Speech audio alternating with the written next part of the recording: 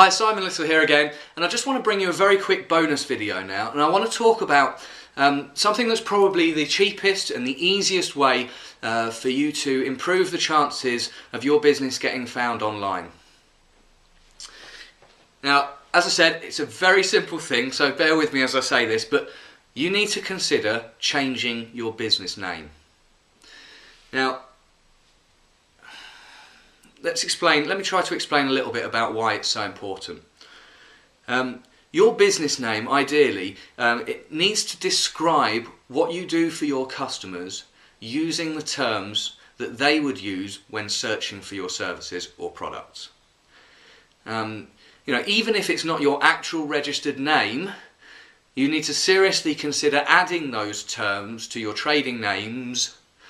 And obviously making sure that that name is consistent throughout everything you do online. So on your Facebook page, on your Google Places, on your directory entries, and especially on your website in the footer of every page, and not as an image but as readable text that Google bots can come in and check.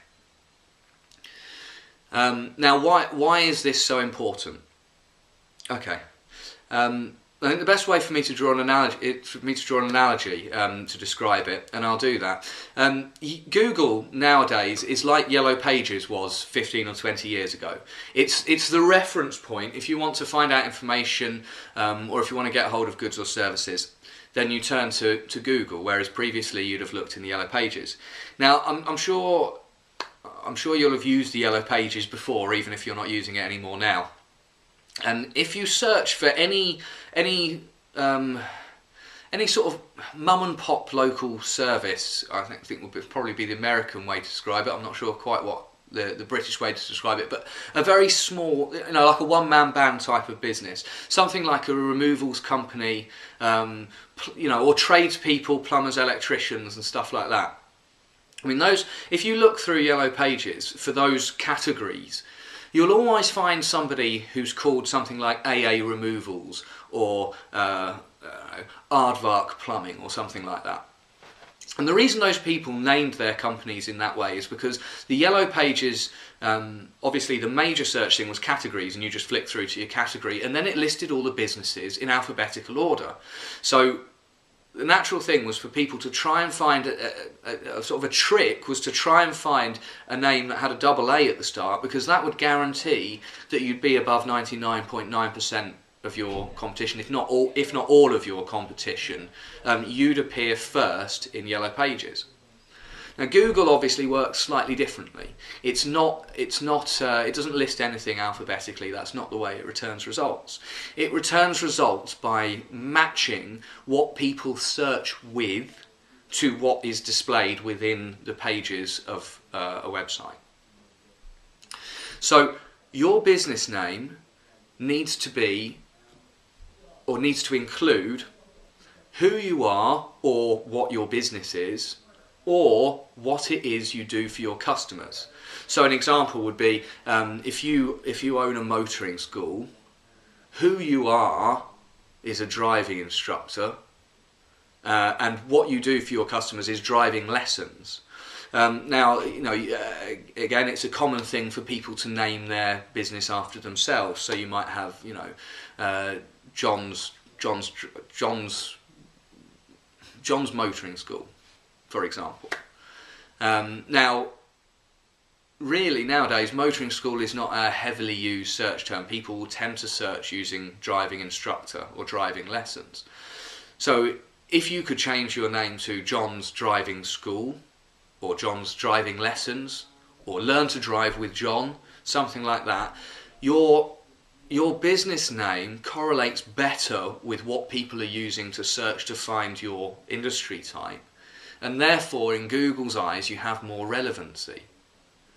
Now, you might also want to consider changing your name to reflect a location that you're serving. So if John's based out of Reading, he might actually want to change his name from John's Motoring School to Reading Driving Lessons. And this also might be the case, actually, if he's not based in Reading but wants to serve people in that area. So if he's from a village just outside of Reading but wants to make sure that he serves Reading area customers and wants to appear whenever searches are made for driving schools in Reading, he might use Reading driving schools, which would have him appear high in Google page 1 for anyone searching for driving lessons in Reading.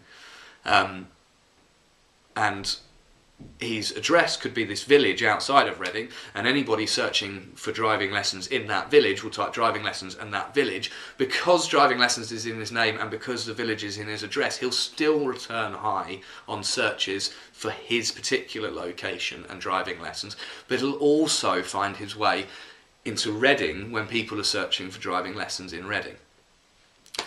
Okay, so that's very, very basic stuff. But it's very, very important stuff. It's increasingly important in the internet age that you make it easy for your customers to see what you're doing or what you're going to do for them.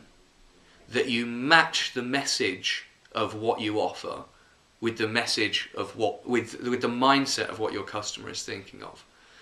And if you do all of that, you will stand out ahead of your competitors. Okay, that's it. It's a very short bonus video. I'd suggest that you go through it again and think about it again. It really is that important. You've got to consider not just how you name your business in terms of how you want to name it, but you also, if you've got a grasp of your overall web strategy, you also need to think about what web domain is available.